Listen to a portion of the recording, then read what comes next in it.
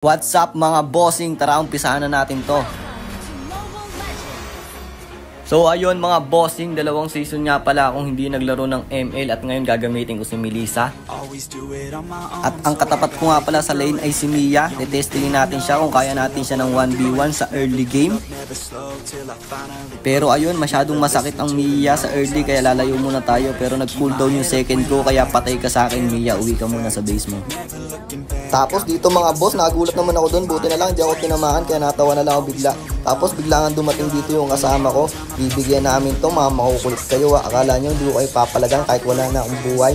Layo-layo lang muna. Pinalibag ko na nga pala ng second skill ko dito sa Sicilian pero hindi siya tumatama sa akin. Tapos sinusugod naman ako dito ng isa. Buti hindi ako iniiwan ng kasama ko dito.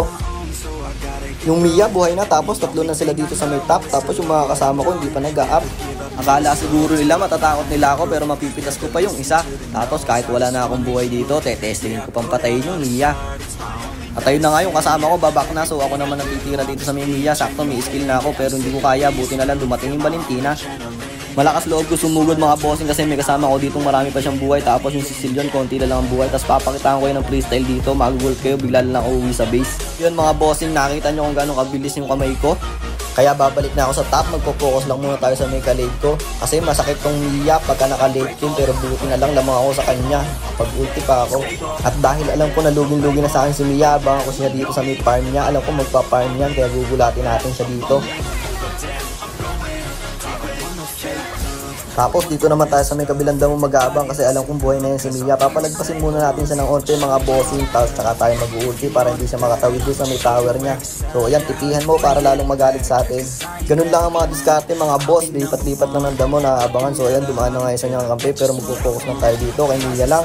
Hindi ko hahayaang maka-item yan si Mia kasi napakasakit yun sa late game talaga. Lulusawin kayo. Kaya ito namang kakampi niya ang ating popokusan ngayon kasi siya lalay nandito pero hindi siya makakaligtas sa akin, kala niya. At dito mga boss, kakatapos lang namin mag-turtle at nakita ko nga si Mia. Binalibag ko lang ng second tapos sa free farm ako tumira para mabukas ay buhay niya. Tsaka namin binalikan pero binigay ko lang sa kanya yung kill. Magpupush lang ako dito ng tower tapos tumingin ako sa may map, nakita ko sila nagbabalagbagan din sa mid kaya sumugod naman ako dito at pinatay ko yung Sicilian. At pagkatapos natin patayin yung Sicilian, syempre babalik tayo sa may trabaho, aabangan ulit natin yung Mia. So ayan, nandito nga ulit yung Mia, di na niya alam kung ano gagawin niya sa may buhay niya kaya inuwi ko lang niya sa may base nila.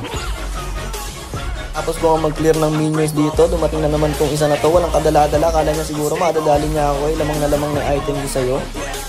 Pupush ko na sana yung second tower nila kaso dumating yung Sicilian dito pero hindi tumama yung skill niya. Tapos nagulat ako dito, dumating yung core nila tapos pinulong ako. Ayun, nag-freestyle na lang ako, kaya umuwi ako ng base. Chinat ko pa nga dyan yung Yin para lalo siyang magalit. Ang tawag ko pa nga sa kanya, Yindot. Dapat sa may top ako pupunta pero naisipan ko dito na lang ako sa may bot. Eto namang tune na to ang susubukan natin. Gumagawa yata siya ng pangarap dito sa may bot eh. Tapos ayun, sinipa nga niya ako pero di niya alam may ulti pa ako. Kaya yan, siya pa nadali. Kaso, di ako nakapatay. After nga namin mag-turtle dito, ayan sa mid yung Sicilian nagpapahabol pa eh. Siyempre ako naman si KS God. Tapos tamang abang lang kami dito. Nakita ko to, iipitin ko sana kaso sumobra yung pagkakadash ko eh. Dapat pala hindi na ako nag-dash eh. Ayun, masyado gigil ko sa kanya kaya hinahabol ko pa. Hanggang sa may mapahamak na ako, may Sicilian dito tsaka Yin at kinulong na naman ako ng Yin. Buti na lang talaga, pasan daw kaya umuwi na lang ako sa may base namin.